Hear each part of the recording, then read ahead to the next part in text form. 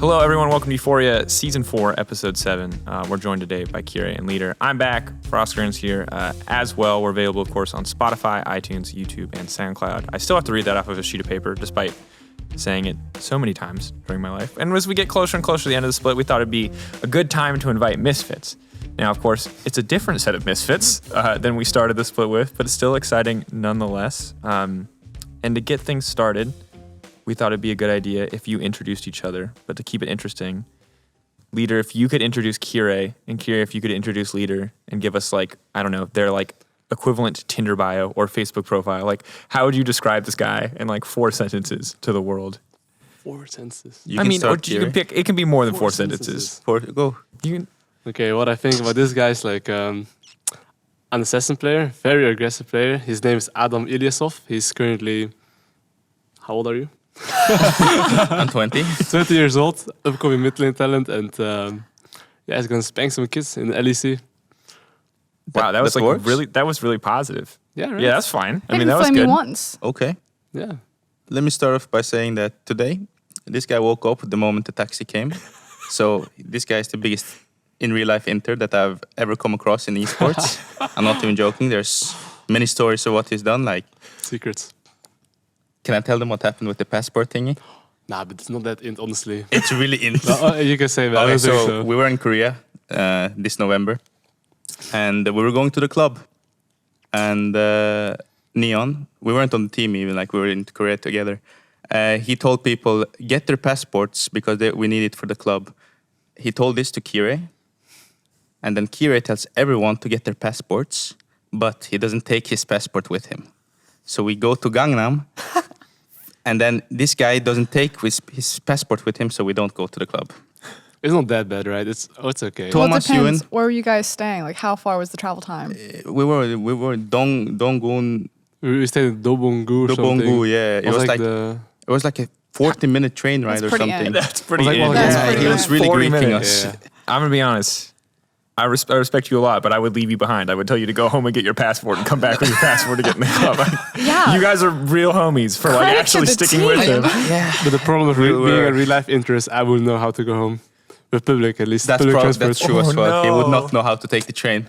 So, like, Yeah. the next What- time that you dive into a team and then your team flashes over walls to dive in and all die with you, is that like repayment? Like, we can say that you guys never dog the boys because you never leave anyone behind. You I always don't do leave him. something as a Even in team. Summoner's Rift, I never leave this guy.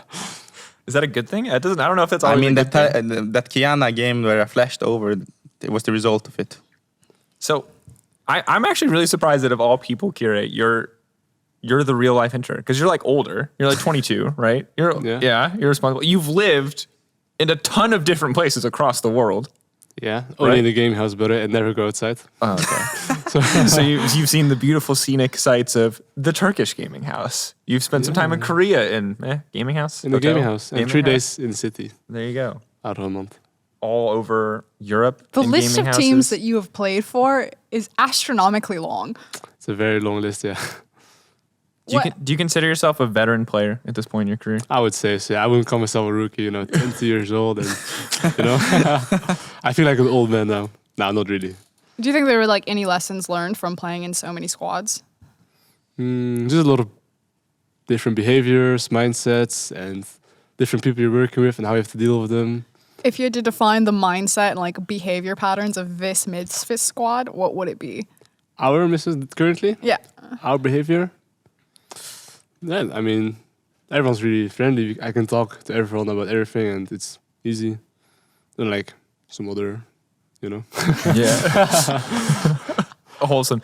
Now that we talk about Misfits, before we talk about like you guys and your lineup as a whole, how was the transition for you to be going for both of you to go from LFL to LEC in a week's time? How much heads up did you get that this was going to happen, or was it just one day like you're in the middle of a scrim block and it's like, so you and Jesse, you're all going to be on stage this weekend in the LEC? Like how long did you know that this was kind of coming? It was actually like that. What, you just got the phone call and Moose was like, No, by we the just way. heard like on the same day we have a meeting at 8. I'm like, okay. And then our manager tells us you're all playing. Oh yeah, I And we're like, remember. oh, okay. that was it. Was there any like reservations? Because you guys were in LFL playoffs, right? And like, did you want? I mean, LEC is obviously very exciting, but is there any part of you that was like, well, I still want to like win LFL? I mean, the thing for me is, at least, I already won EU Masters, so I don't really care about national leagues anymore. And we weren't the ones that got into the playoffs anyways. Like, they were playing with a different mid and jungle for the past 4 weeks already. So it wouldn't feel right even to go back to them, and play LFL playoffs, just steal the mid and junglers' hard work. How different is playing in the ERL leagues or the LFL and playing in LEC? Is there like a big difference, or does it feel exactly the same? For me, I would think there are more players with niche picks, like different picks. But in LEC, there's like everyone plays the same stuff. Like they find out what's meta, and then everyone spams it. Yeah, get ready. Yeah. Do you think that's a weakness or a strength? Our strength? Like, do you think it's like a good thing or a bad thing? Do you think that like people here are so, let's say, like, I don't know, so focused on what's meta versus you've got a lot of people in LFL that you're talking about who are playing like random niche picks? I think if you haven't played against these niche picks, it can be hard for some players, to adapt, especially in the moment. Like even some champions, like I say, Kled or Rumble, like almost nobody plays against these champs, and only certain players play this, and they don't know 100% of the limits of this champion, like what it can do against you. But when you play against the same champion over and over again, that is meta, then you already know what this champ can do and can't do. Like you get used to it. So I think it's pretty easy to adapt to it. I think that's can be a weakness. I mean, all I'll say is I really prefer when people have weird niche picks. It makes it a lot easier to be a caster. You're like, oh, he's finally bringing out the Kled mid, like the Doinby special. Or in your case, like, oh, 4 Melee champions are banned. What's the 5th Melee champion going to be? Like, we're going to find out right here. Spoiler, it was Kiana, Excel game. Ugh. Big regret. Big regret. So looking now then, like, you guys transition, you come in, you've had actually a pretty solid start, I'd say, overall. Looking at like what could have definitely happened, and I think what a lot of people expected to happen with this kind of honestly insane change. Like this is the first time in history this has ever happened to this degree. So where do you see your team right now in terms of like the standings? You can see the tier list where Vedius and Ender put you in D tier. That's pretty rough. That's pretty condemning. Where do you see yourself? Are you guys at the bottom right now? Do you feel like you have to climb your way back up, or do you think is that fair? I think we're like in the middle of B and C, no? Yeah, I was thinking the same. Yeah, like in the middle of B and C. That's where That's I see fair. us. Like if we fix our consistency issue, I think we can be higher. Who are you definitely better than? Who are we definitely better than? Yeah. Just like shoot from the hip. my God. Ooh, Just start that's listing teams like definitely Okay. better than them, definitely better than I mean, them. on some days we can be better than Anyone. not Except anyone, AG2. Except G2. Yeah. perhaps, Yeah. That's such a soft answer. On some days we can be better. All right. On LEC stage, assuming you played just like you've been playing in the past few weeks, how many of the teams in the league are you say you're confident against? Everyone. Everyone? Yeah. Everyone. No fear. Yeah. Why? We were actually a no fair team. Because I think we actually play good when we play good. When we don't flip it on the wrong side of the coin. So All right. So then let's talk like then what is your team good at? How would you describe your team? Like what are you really good at?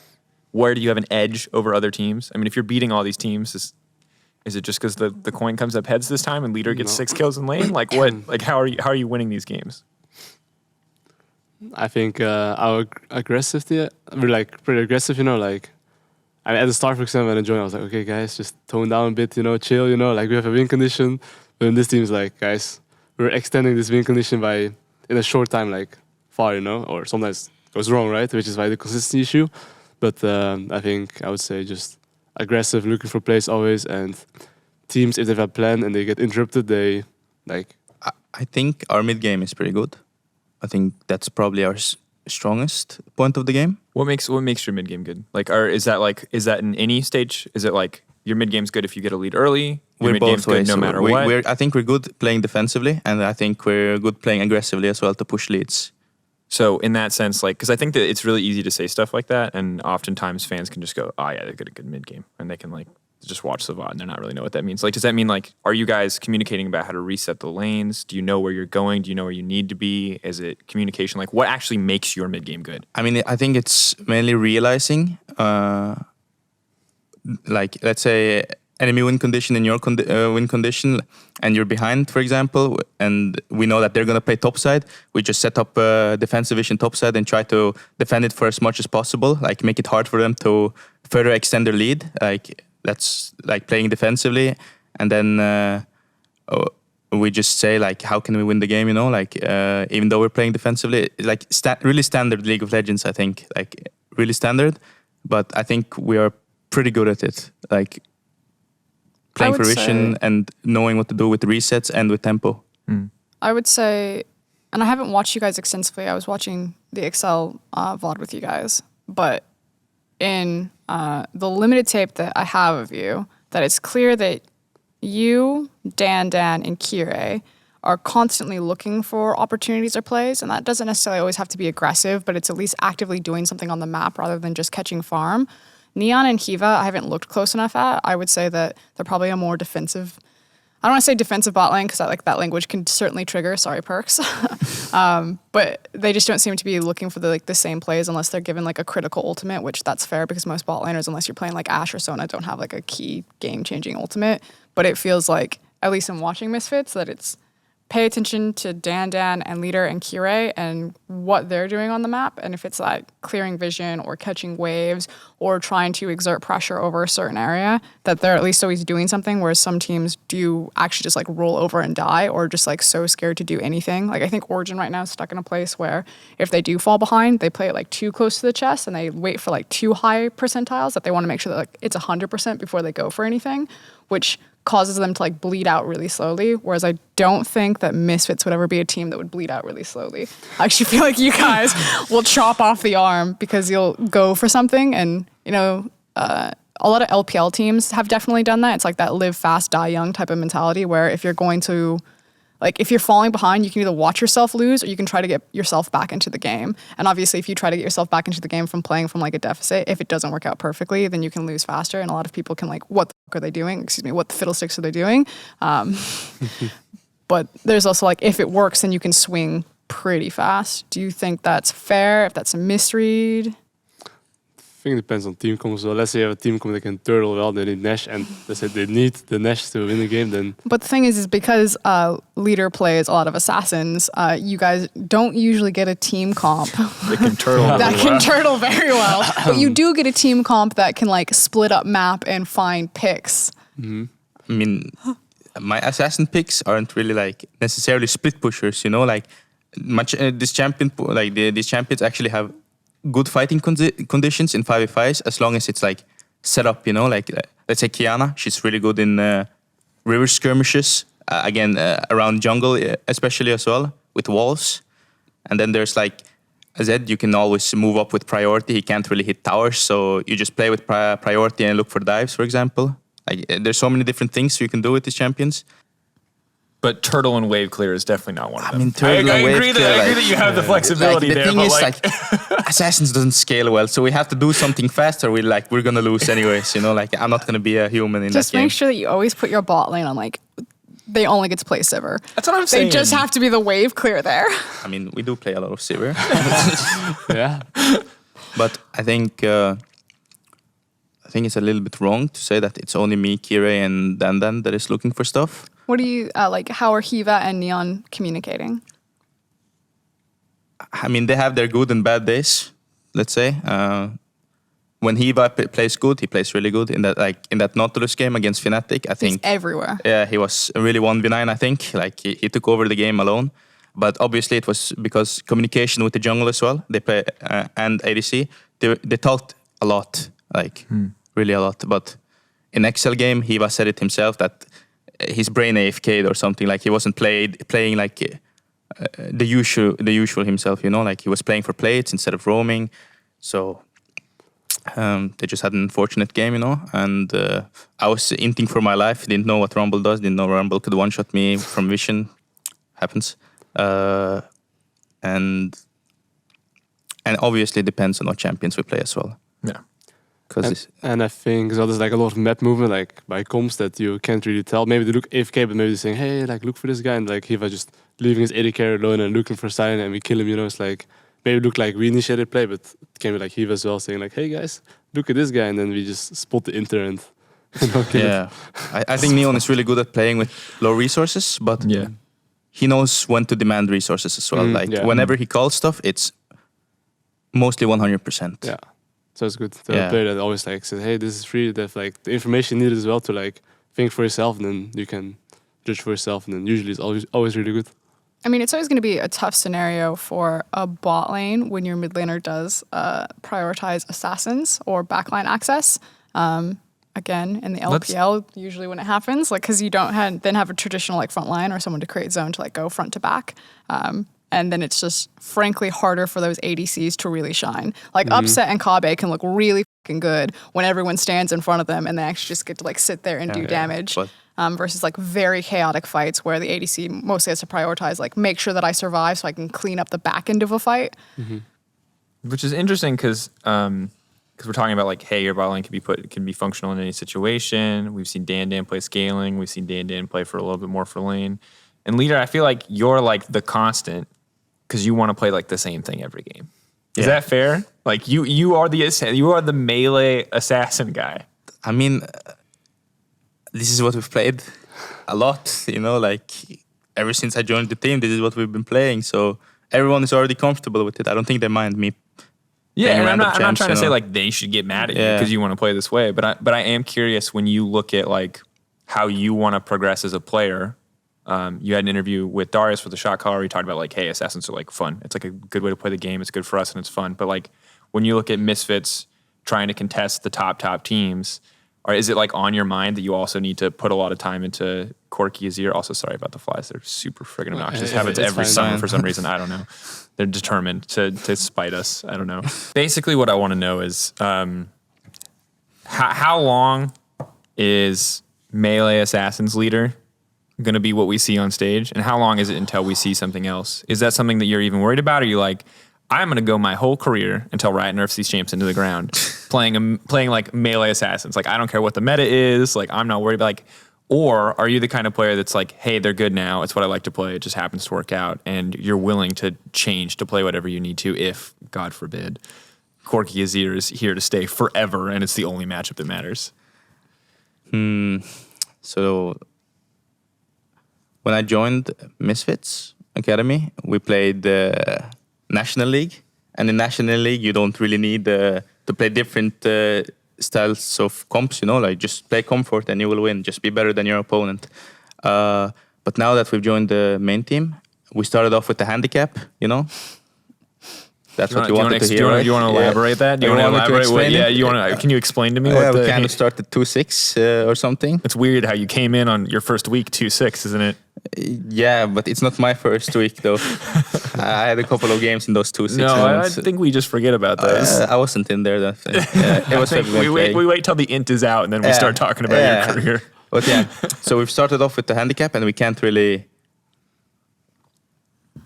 Wait, maybe I shouldn't say this. You're fine. We can edit it out. Yeah, if you're worried about it. Who knows if I play Corki Azir? Maybe I'm already spamming it. Ooh. I think it's fairly safe to say that our players are so good at LEC level that you probably can play Corki and Azir. Of course, it's really easy to play these champions in laning phase. That's not the problem, you know. Like, but these champions doesn't do much than just damage, you know. Like all they do is just. So then I guess I think a question is not necessarily the champion matchup, but do you guys find that you have enough compositions or enough different ways that you can play around the different picks to like take on some of these top teams? Because you said, you know, on your guys' best day that you can take down anyone, maybe save for G2, but like Kirei as a jungler, how much does it impact your role or your responsibility to the team if you know that these are the weapons that Adam is bringing? If I needed an Azir or Corki, I could probably get it, but we have committed to playing this style. Is that enough in the LEC, or will you guys like actively try to expand like the different ways that you play out the game, your different compositions? The thing is, not sure because just say it already. Yeah, I think it's pretty obvious. So honestly, okay. So basically, we came to LEC 1 month after start, or Yeah. maybe Yeah. something like this with the whole squad, and it requires obviously like teams have like scrimmed like months before, and they've been like playing different things, trying things, you know, and we're trying to just basically play as good as we can, whatever you play, and if necessary, we'll get like add some few picks into it and play like similar, I guess. So like maybe with more time, we'll like have like I don't know, every team comp be playing a game, you know.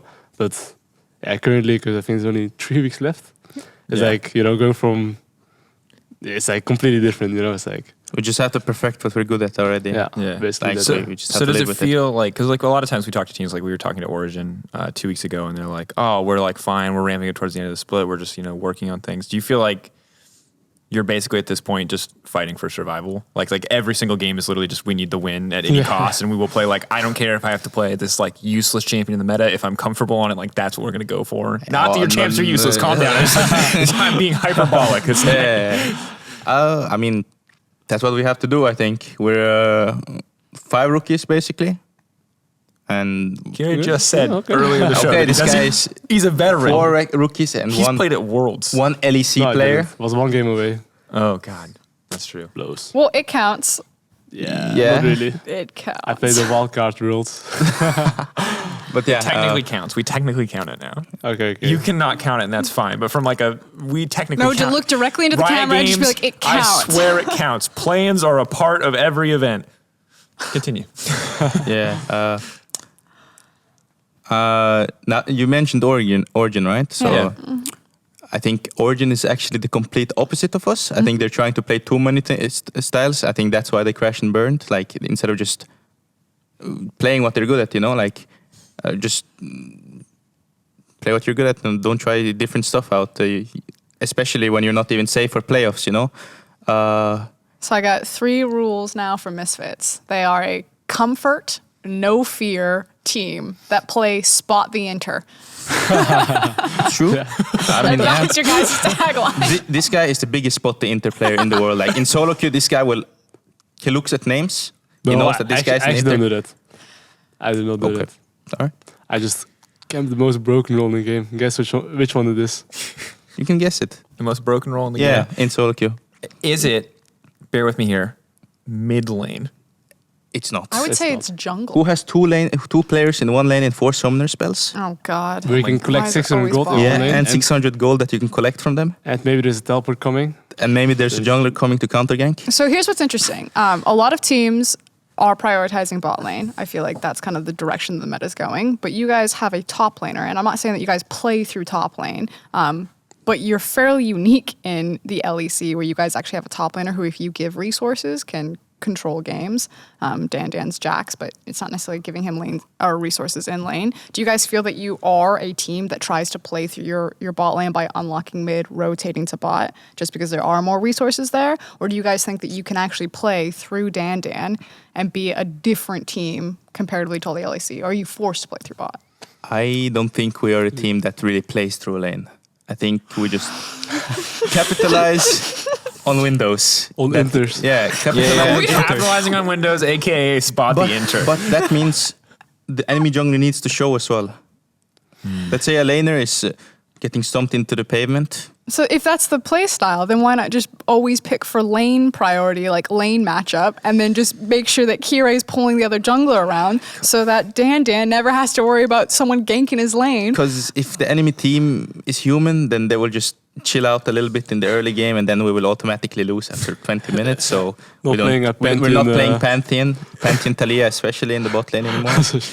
Yeah. I don't know if you watched that EU Master game. Yeah. It was a crazy one. This is how it went. When you guys were announced that you were coming into the league, and then Vedius and I turned to Ender and we said, give us some games to watch of this Misfits squad. We got the Pantheon Talia game. Yeah, that's probably the best game to represent us. Yeah. It's a brawl, for sure. It was a different jungler as well at that time. Yeah. Completely different jungler. So here's the thing: is I think that like you guys are put in a situation where you don't really get to pick what your ambition is as like a team, right? Like your goal is playoffs because there really can't be any other goal, right? Because it's playoffs or nothing at this point, right? Top 2 is pretty out of reach. But I'm curious. I don't know. I think that they can actually, you guys could technically just play to get better. I mean, if you guys miss That playoffs, is our no one's main going to goal. pull you up and Of be like, course. So that's why I want to know is like personally, like you could just play to get better, right? And that's like the other thing. You play to get better. You can play to make a paycheck, or you can play to make playoffs. Like those are the three goals you can have, right? But I'm curious on a personal level, like what is the most important part about this split to you? I think for this team, everyone of course wants to make playoffs. You know, that would be really nice. But I think we're just playing to prove ourselves at this moment. Like just play good, you know, and prove that we actually can play in the LEC properly. And, like we are ready for it, you know, like for the next split basically, or for our future, so of our careers. Because like I said before, we started off with a handicap, so making playoffs is honestly not realistic. But now it's realistic again because we beat Fnatic. Thank you. But main goal, play to prove basically. do you and guys improve. think that you don't have that respect or that proof? I mean, Kirei, your resume of teams alone is like very long. And then Leader, I mean, I remember I was at Worlds last year and Deficio pulled up your Yasuo highlight page and was basically like, this kid will be really good. But his Is that champion weird? Because a pulls lot it of up. people have been talking about it. Does Yeah. that make you feel uncomfortable? There's a lot of people that You are guys' I like, just think names- it's weird, you know, because I was just a solo queue player. yeah. And the Yeah. amount of people that linked me to or Froskurinn to your Yasuo montages to tell us that you're the next. Isn't that weird? Does that feel weird as you? Because at me, I was like, oh wow, this guy's really good. But does it feel weird to know that like people are linking your Yasuo montages? Yeah, because they're pretty old. They are pretty old, so it is pretty weird. But do you guys feel like because your names, both of you guys have been, everyone talks about that you guys have been talents, but it was always kind of a matter of when, not if. So, I mean, do you feel that there's like perception against you guys that you have to be hungry for it? Or is it just that you have the opportunity that you can rise to the occasion? I mean, for me, it's not more about improving. For me, it's more like actually playing on the big stage and just getting there, you know. I want to experience, like, again, how it feels like, you know, since I've played the game for so long. It's like, it's not like you lose the drive. I lose more the excitement a lot, you know. Because let's say, even the first week I played LEC, I felt like, even though it was the first time, right, I still played a lot of leagues before and stuff. I didn't feel like, oh, you know, this is what I'm looking for, you know. I actually want to make the big stage and play good there, you know, instead of like just the normal season. That's a goal for me, at least. So big stage for you, is that like a road show like Athens? Is it playoffs in general, or is it Worlds? Like what do you look at as the stage that you like haven't experienced yet that you want to experience? I mean, first, like the playoff stage, I guess, like just like the stadium or whatever you like to call it. Yeah. Like the top 3 or 4, top 3 in this season, I guess. So Athens in this case, yeah. Yeah. And then, of course, like the bigger stage. Because I think the biggest stage I've only played was the wildcard, which is like 3,000 people or something. But it was still like whatever, since I didn't feel like the competition was as high and as much on stake, you know. So Yeah. I want to be on the bigger stage, basically. So basically, just being on the big stage and beating the good teams. Yeah. Cool. I mean, I think that makes a lot of sense. I want to follow up a little bit on what Froskurinn said, in the sense that like you're both, you're kind of like fighting to prove yourself. You're fighting to like establish yourself as like a staple in this league. Like you want to be one of the people that is like always kind of in the LEC, right? Or in a top league, let's say. Don't steal, NA. That's my request. Anyway. Please don't go to NA. Please don't. Please. We need you. We like having our mids here. Is there any like? Do you feel comfortable in Misfits? Is this like a team that you think that you want to stay with for a long period of time? Because like right now, obviously they've leveled you up, but like I do wonder about the future. If like you guys feel secure in your place here right now on Misfits. A lot changes in the off season, and there's been a lot of changes already on Misfits. Or do you feel confident that if you guys perform, that you're going to be here in spring, and then that's where you want to be? Or are you guys like still new enough to the LEC that you're like kind of trying to figure out where you want to be? Before I answer this question, I do want to say, very hard question to answer. Locked into the organization, you're like, but do you trust them to take care of you? The only answer that they could give is a good answer. That's fine. If they only want to give a good answer, they give a good answer. To the viewer, this is a very hard question to answer. I mean, I think we 5 players right now work well together. I think if you take out one player, like this team can crumble, honestly. Like I think me and Kirei didn't even look good with the 3 veterans when we were playing the second week, I think. Yep. So I think for our team to work, we really need all 5 of us together. how different is it in just team atmosphere, comms, playstyle, whatever metric you want to measure, when you are surrounded by like Hansama, Gorilla, and Soaz versus Dan, Hiva, and Neon? Like, because fans look at those two rosters and are like, you know, WTF, give me the Soaz, Gorilla, Hansama. Why didn't that one work?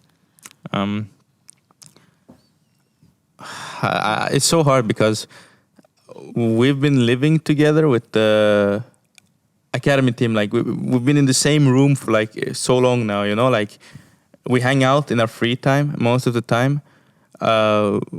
We communicate a lot with each other. We are open to talk about anything and we feel comfortable with each other. And when, especially, I don't know about Kirei, but when I joined the veteran team, like I wasn't in the same room with them when I was playing. Like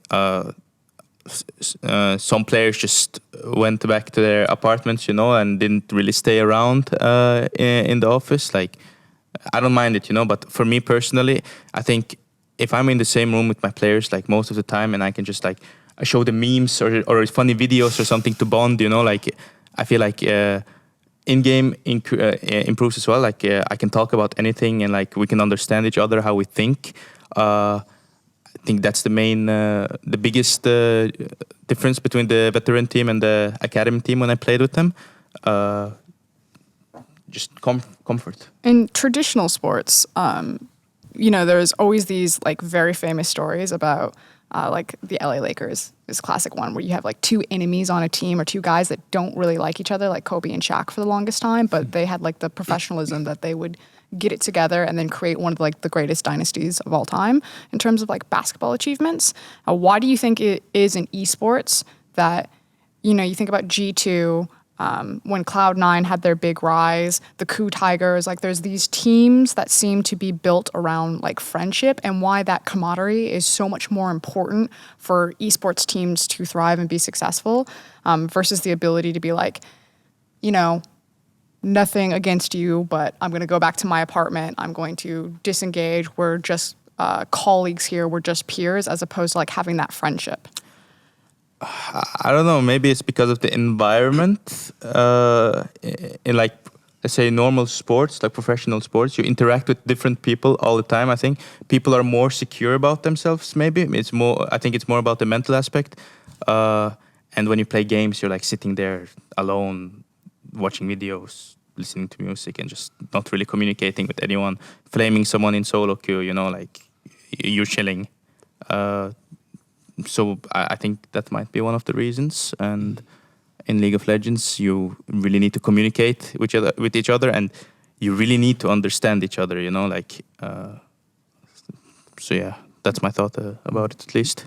But I think it's also with like coaching style, because I think in the main team they've played like showed of like quite a while before we even joined. We came in like after the first week, and then we joined like played like 4 days, and we didn't even play like every game. Was like 2 games out of the 5 games, and we shared scrims obviously because we're like a 10-man roster, and the way they're used to playing is way different from the academy. Since I mean, you can tell in the play style, right? Like the way we're being coached by just like aggressive and everything, whereas like the main team's like more conservative, smart, 100% decision making. Like don't take unnecessary stuff. While Jesse tells you to just limit, play to your utmost limit. Like sacrifice something. Like let's say I think we're good in mid game because we know how to int smartly. Like that's what we call it in our team. Int smartly. You know, like if we're playing 3 lanes, for example, and then we know that they're on one side, and we're like, okay, Minion is sitting on mid and bot. Just grief it on top lane, buy as much time as you can. We get 2 towers for it, you know. If we're going to reset anyway soon, so. So it's like basically the mentality, and that's all a bit like we didn't live with them long enough to like. I mean, at least for me, I could tell them things I want, but like it's still a bit harder, right? Because like you're not, I guess, in the same room as them, and you're not comfortable with them, like 100%. There's always a little bit of cold wall. Like cold like, shoulder, just like a little distant. a little bit for sure, you know. So like you kind of can say like everything you want to, you know, and it's a lot nicer if you can just say whatever you want and they accept it and they can do the same. And let's say someone bad happens in game, you're all good and you're not like oh shit, guys, you know, the coldness. I think it's difficult in esports because I think that like there's like what you talk about where like if you're growing up playing football, you like play football in school, you have a coach, like you're used to this. So when you go play football professionally, everyone's existed in kind of a similar environment their entire lives. Whereas like you said as well, like you go from chilling at your house, listening to music, flaming people in solo queue to like suddenly having to communicate with these 5 people. You're responsible for how they feel. Cause like if you piss that guy off and he underperforms, you're like, well, crap, what, like, damn it. Like, yeah, that's and really different bad. people might take it different ways as well. Yeah. And so I think that like what's interesting is that the 2 most successful things that we've seen historically now is, in my opinion, G2 with this like everybody's a friend and everybody gets along, right? And the Korean style of coaching, which is SKT. I'm older than you. I am your senior. We will do things this way, and everyone understands that because that's like a cultural system in Korea, right? You give respect to your elders. You give respect to this figure of power, right? And so it's really interesting to see the differences there.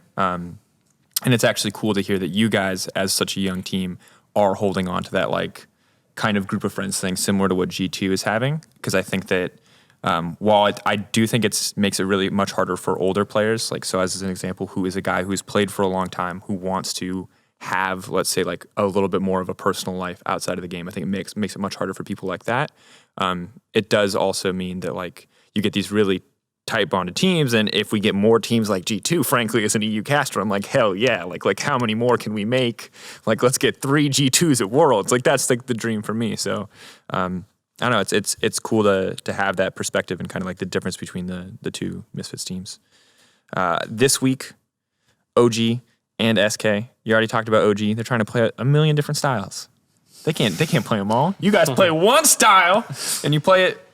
You said yourself a little coin flippy sometimes. But good. How do you feel about this week? Like you said, every game's kind of mattering. You're racing for playoffs. Like, is this a week that you're scared of, or are you guys feeling pretty confident? This is like their easiest week.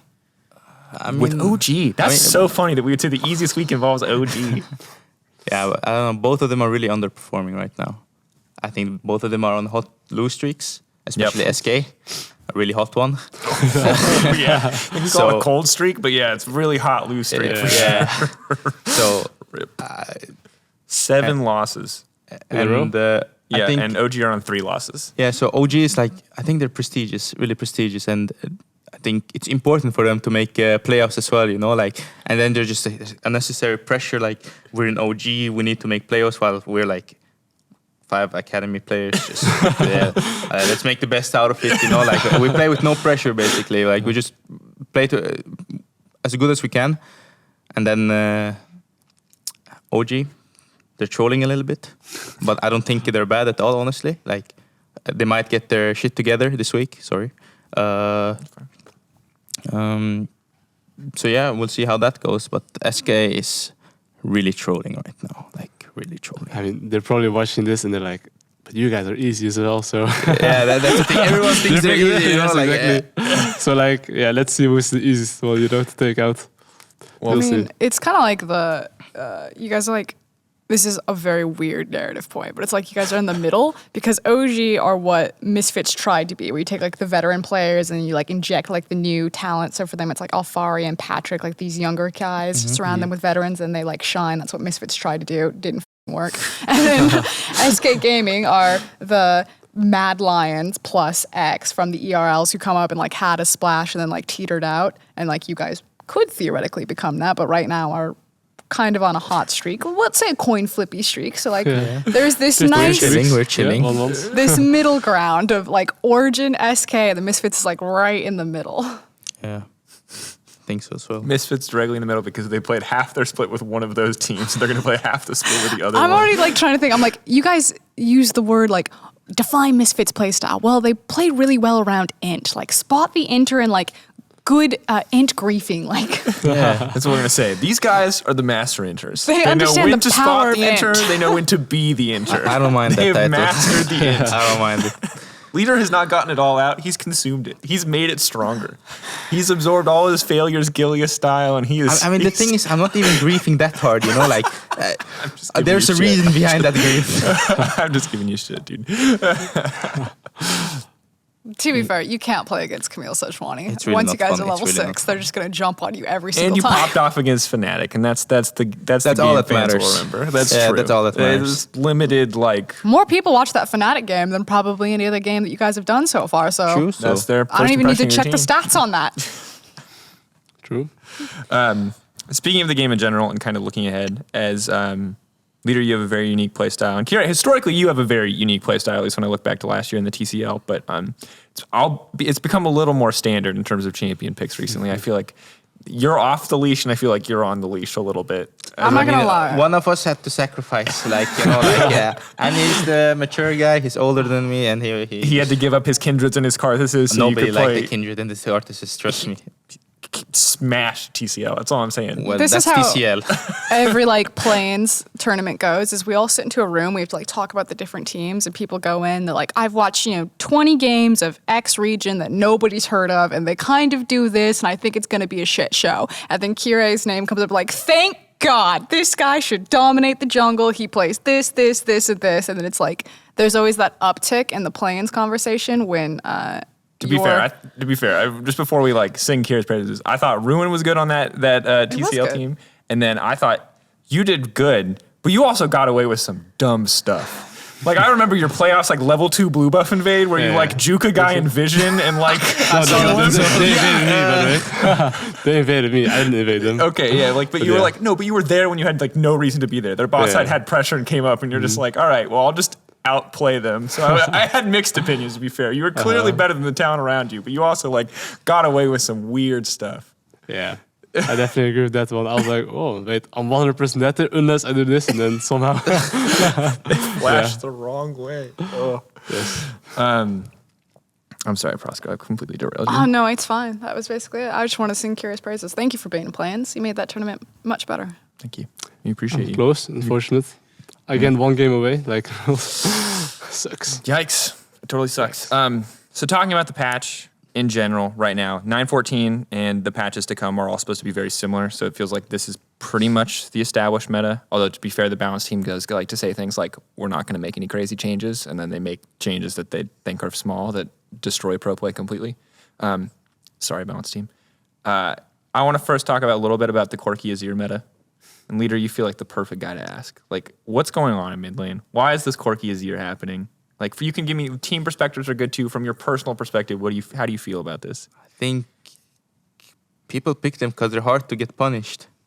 And people don't really play the counters to it, Assassin's counters, Corki, Azir.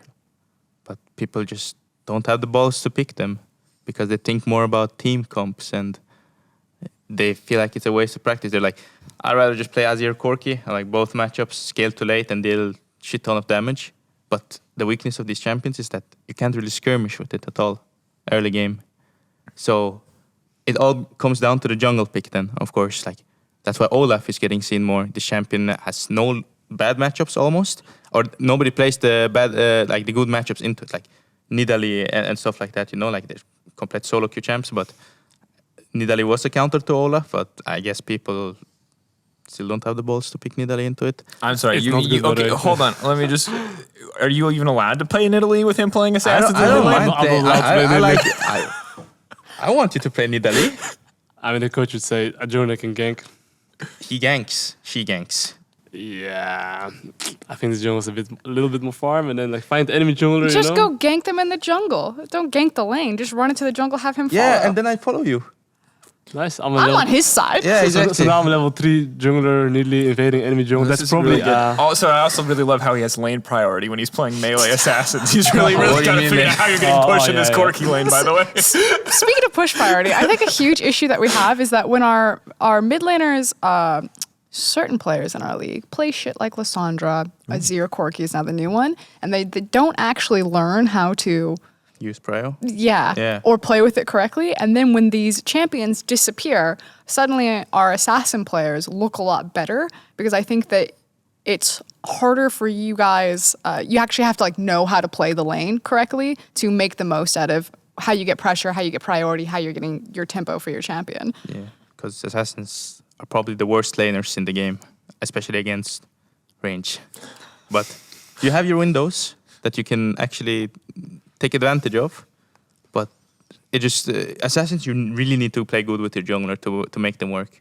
I think playing with jungle is important, and knowing how to use your side prios well to help out the assassin is important as well. Get him out of the laning phase, and then if he doesn't carry you, report him if he grieves you with the assassin. But they're really unique, and let's say Corki Azir, so many good champions against it, especially assassins. So much shit like. Don't say it. Hello. I can't say it. You don't like you can Just keep it for yourself. don't just Like Teemo Okay, I will and keep it for Garen myself. and- Yes. Yeah, Teemo, Garen, Rek'Sai, these champions that can dash in. Just Yep. yeah, you don't need push because there's almost nothing that outpushes these two champions. Like, just if you can't get push anyways, look to do something better than them. I think this is all about priority, but you don't have to get priority through push. That's just the easiest way to gain it. But you can have priority through trade and kill pressure. And ganks, like gank pressure, and then you have that small window of what you can do.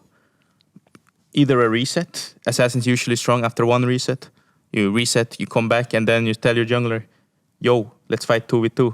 You win 2v2, then you use that pressure, and then you will have perma mid priority, because enemy mid laner needs to be really scared of getting killed again. Like, I think in LEC especially, if someone dies once or loses flash, they really respect it. Like, they really, really respect it. They're chilling. They don't want to die. they're like, I've been playing Corki Azir for too long. I don't understand. yeah, exactly. How did anyone die? But Corki is really ungankable as well. This champion is really ungankable. But if you have a champion in mid lane that can actually force his W, which is on like a 16-second or 18-second cooldown and costs 110 mana or something, that's really good. That's basically pressure. Force that, automatically pressure, because he can't play as aggressive as before. So mid lane, I already know. We heard from G2 over and over and over again, actually, from a lot of people. Like mid lane, just hands down the most OP role in the game Because of the champions. because of the champions. Not because of the lane, but because of the champions. Because every champion in mid lane is really overtuned, I think. Like every other champion gets nerfed, like in other roles. And then the mid laners, they get a small. They're getting changes. They're not even getting nerfed. Like this Akali change. It's 6 Akali changes, and suddenly she gets buffed. Like the change was supposed to be a nerf, but it makes her better. Or like Aurelia nerf changes 4 or 5 times. It makes her stronger in certain situations. Like, and these champions are really broken. How much do you think that is determined by game time as well? Like, do you think the same thing exists where the mid lane is like the most OP role in terms of champions? If our game times are like 45 to 50 minutes when your ADCs could have like 6 items? Because right now that just doesn't exist. And on like 2 to 3 items, mid laners are. Yeah, because I think the champions in mid lane, they have such a long time window to actually be strong. I don't know how to explain. Like, their time of being strong is really long. Like compared to ADCs, strong at 3 items, But mid laners, they have different spikes with many different champions. Let's say Nashor's on Azir, strong spike. Level 1 Azir, strong spike. Assassins even, spikes at 1, 2 items. And I don't know. Broken champs. I mean, even if your bot is losing, your mid lane just hovers in the bot side, and then enemy bot is just afraid, Yeah, and exactly. You're in the middle of the map as well. So if your champion is strong, and it means that means enemy side laners need to be scared as well if you're like missing from the map, because the kits of mid laners are really broken. I think there's so many different stuff you can do with them. Mm-hmm. So, I mean, on your team, Kirei, it feels like you inevitably, not always, but let's say pretty much always will have to play through mid. I mean, with you playing assassins every single game. Or that Corki Azir, which you said you were just saving and you could bust out at any minute. But Yeah, any once minute. again, I'll believe it when I see Any it. minute. For now, I'll say I believe it when I see it. But I'm curious, in general, in the meta, do you think that like pretty much everyone has to have their eyes on mid 24/7? Or is there like, do you think it's okay to play through other lanes, to like try to focus on playing through bot lane if you have like a Zyrakon or something? I mean, I think the issue before the answer is that if everyone's playing Azir Corki, then you're not necessarily looking at mid lane unless you try to burn like with the flash or the escape, so you can actually have like kill pressure on that lane. So I think for a lot of teams, it's actually just like push priority into either jungle invade or gank bottom with like CC. Yeah. I mean, usually, if your Corki is here and enemy is like strong 2v2, just choose another lane that can push, like bot usually. But then in the end, where do you go? Always mid lane first. I think going through silence first is ineffective compared to Slower. going through mid. It's a lot slower. Just if you have mid priority, you're in the center of the map. You can choose wherever you want to go: top side jungle, bot side jungle, steal your jungler's camps, farm up, be stronger than enemy mid laner. Like there's so many different stuff you can do with being a mid laner, basically. So does any, like, right now, I mean, we pretty much exclusively talked about mid laners, and then, or in the case of like matchups like Corki, Azir, the junglers that unlock those mid lane matchups. Is any other part of the draft even like as important? Yeah. It is. So like, so talk to me about that, because like from what you told me right now, it's like mid lane is pretty much everything. But is there other, like, what else is going on in the patch right now that is worth talking about?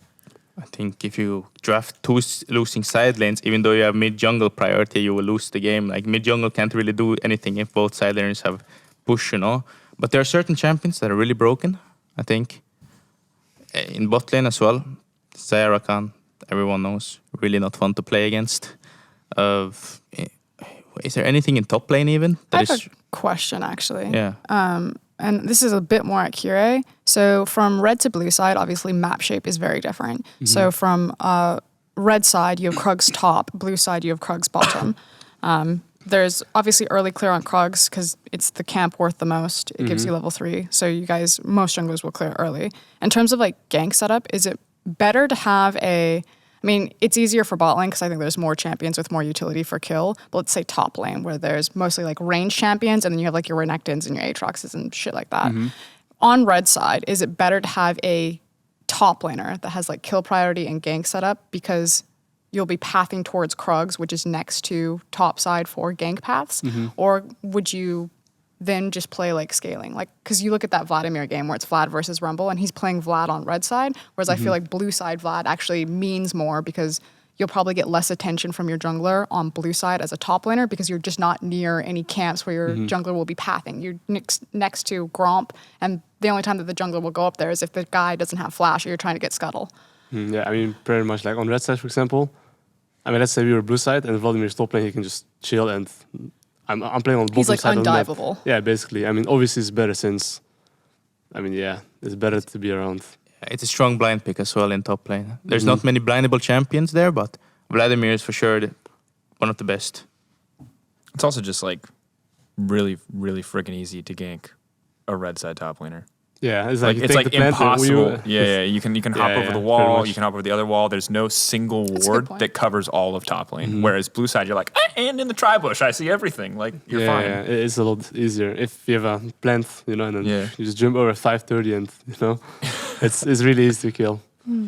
That's actually like brutal. I think that's something that like I don't think about a whole lot coming into games, but always it feels like it comes up when you really think about it. Is like how the different shape of the map matters. I think it matters more for top lane than it does for bot lane from what In I've seen. bot lane, it used to be, at least in China, red side Janna. Because if you get pushed in, because Janna usually didn't have push priority since you have NATO, but if you try to gank into red side Janna when you're looking up at the map like that, like her coverage of her tornado and her ultimate is so much larger that's like fucking impossible. Like if you had blue side Jarvan tried to gank bottom against red side Janna, like LPL teams would be like, that's not even worth it. You'll never get that gank off because her Yeah. tornado is just super easy to hit. So you actually had colored side picks. Pretty much, yeah. I don't know if that exists right now in this current meta. I mean, There is red side Rek'Sai, the most popular one, red side Rek'Sai. yeah, the out of lanes are like nice. So is the Yeah. Rexa behind me now or what? Yeah, really unplayable. Oh my god, actually brutal.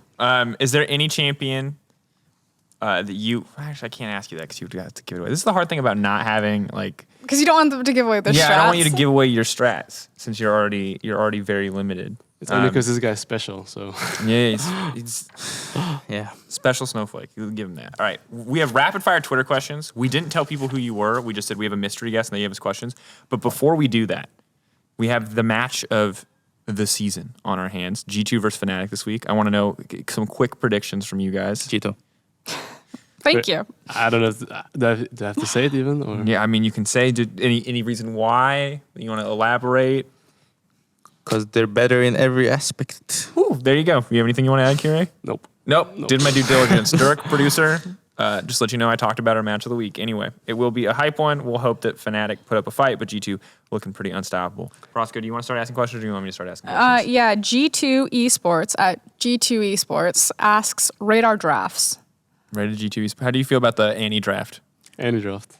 Any draft? Do you remember the Annie draft versus SK? I remember it. Yeah. Yeah, I remember. Out of 10, how do you feel about that draft?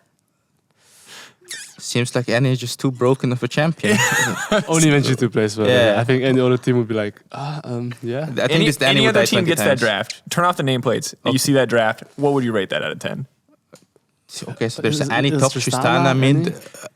What is it? Lee Sin jungle. A6 or something. I don't know. I would 5.5. say like Gragas, 5, Yasuo bottom. Yeah, It's a silver. Actually, Yasuo Gragas makes it up quite a lot. Yeah. Like 7, 6 or 7. Yeah. 6 or a 7 Yeah, without 6 or you. See, 7. that's what's important. Is if you turn off the nameplates, how int is the draft? Yeah. I think you should ask I mean, yourself. Annie is really good into Poppy, free kleptomancy, free scaling. I don't see how it's not bad.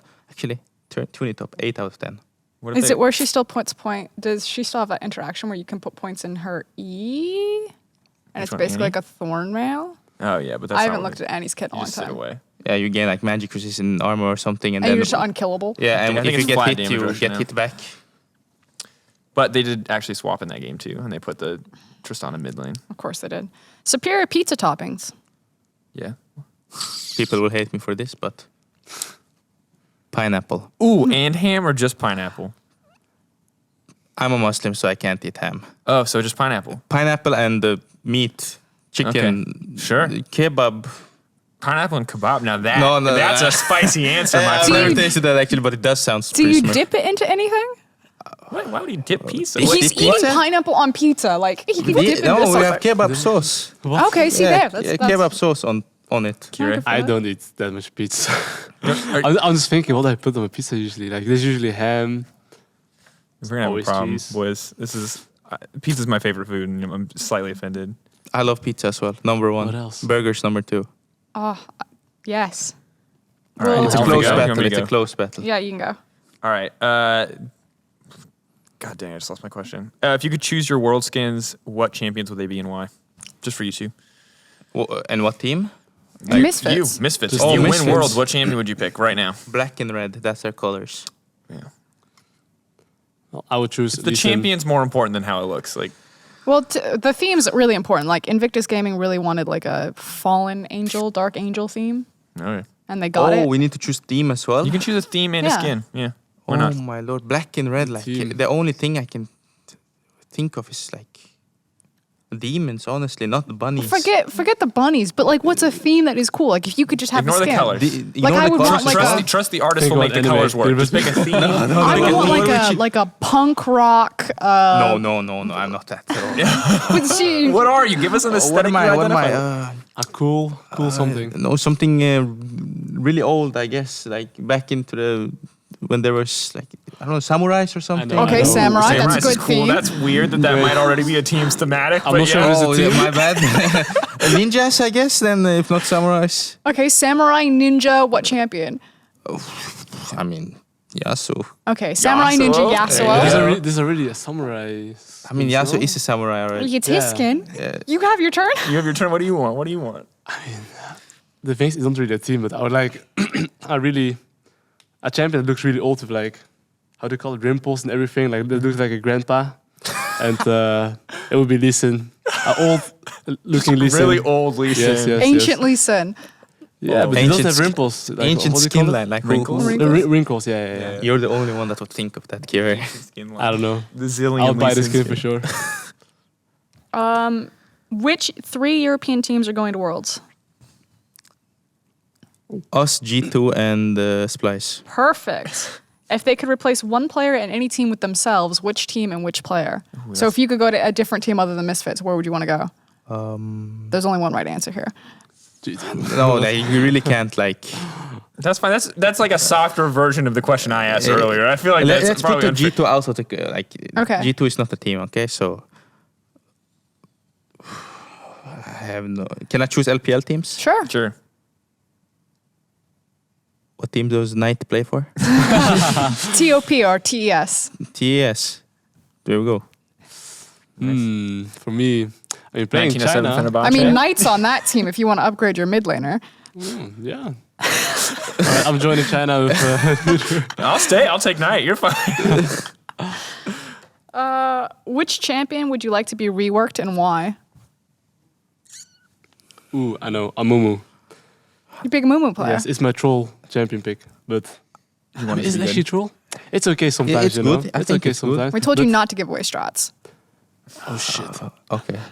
It's Oh, no. fine. It's okay. It's okay. It's maybe the playoffs, you know. It's really, but not a rework, but just remove the ult cooldown, please. The ult cooldown. If they lower it, the champ's broken. Of course it would be broken if they lowered the ult cooldown. Yeah, like make the Lee Sin ult cooldown like 90 seconds, you know. And the champ is the most broken champ in the game. I mean, and just remove fiddlesticks, honestly. Like, this champ is really not healthy. They're reworking, baby. He's gonna be better than ever. You know how reworks go. I really hope it doesn't have a point-and-click fear that lasts for 5 seconds into a silence. It's 3 seconds, sir.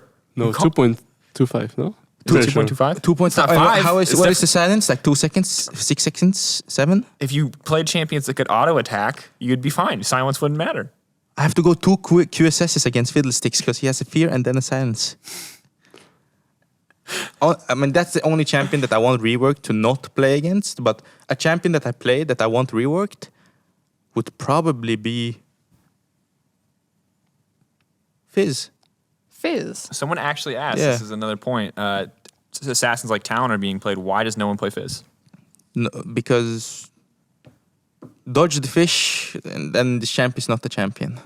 That's It is funny to me that that assassin in our game has like one of the slowest skill shots is like the vast majority of his damage. Yeah, the problem is Fizz, if he goes in and gets stun locked, he's one-shotted really easily. Like, it's really easy to see when he goes in, you know? Like, really, let's say Talon, he has invisibility, most broken thing in the game, literally. Akali, invisibility. Zed, jump with shadows, you have like 3 dashes or something. Yeah, like, assassins with the, like, let's say, a ticket back home, basically, you know? Like, get out of jail card. Yeah. Like, your E is the most damage. It's the your get out of jail card as well on Fizz. And if you miss your fish, blows. Sucks, you know. Yeah. Sucks to suck. See you, ya. you lose all your pressure mid lane. You don't have prio anymore. You get pushed in. You get bullied in every matchup. But can't you make sure you hit the fish because you use the Q combo where you Q in Sure, and fish? sure. If I go to the other team's place and plug out their mouse and keyboard, then maybe I can fit it. The skill shot is really easy to dodge, especially against if they have a Corki and they just jump out. Oh my god. All right, final question. You get one ability from League of Legends in real life. This is a really random question. So this is, you can think about this one. One ability forever. You get to keep it like a superpower. What is it? It must be TF ult, no? Teleportation's a good Teleportation is actually broken. Yeah. Yeah, it must Or be Echo TF. ult, right? Like one. We have this Zillion You conversation. kind of destroy Zillion ult? everything though. Like when you ulti back, you like destroy everything 5 seconds ago. Zillion ult. Think about that. Who wants to be immortal? You can just save people from dying. Stop thinking about yourself, buddy. You can just, bam, that small child gets hit by a car. Not anymore. It's fine. Then you're just living for someone else. like you need to be able to, if you're getting a superpower, of course you do something that benefits you the most. No, I agree. It's I want a definitely giant yeah. laser. TF ult is actually insane. No, I'll It's take lots. TF ult is cool. Well, Invisibility, maybe? huh? Actually, I also think is invisibility actually like that good? Like, it's kind of depressing, no? No one sees you. Invisibility. Like- I mean, Yo, what but else? like Eve passive is actually insane because if you think about it, I don't know what level I would be considered. Probably not very high. Hopefully level 6, right? You turn invisible when you're not doing anything, and you heal, right? Up to a point. You know so what you I could would like take? get into street fights and then disappear into the night and like That's be true. fine after. That's what I you're mean, going to use you- it for? First, yes, I would love to be. No, I don't really want to fight anybody, but like, come on, like, what do you get a superpower for if you're not going to fight people? A giant laser? Well, that's fine. But what is you're just going to destroy things.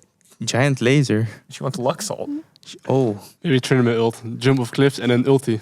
Oh, that's cool. You could do some cool stuff. but you with still that. get pain, dude. Like, why not just take Kale ulti instead then? Ooh. That's a good point. Yeah, just take Kale ulti instead Actually, that's then. better. Yeah. There's not be 1 HP that the fly hits you Actually, and you die. if everyone else has an ulti as well, I'm going Silas.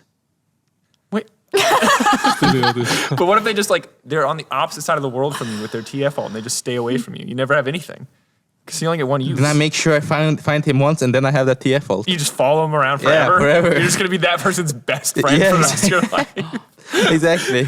I actually want oranges. Like you're having a bad day, you feel sick. You literally just gangplank all through anything. Gangplank. Little sick. Oh, orange. You're actually, fine. that's pretty broken as well. Yeah.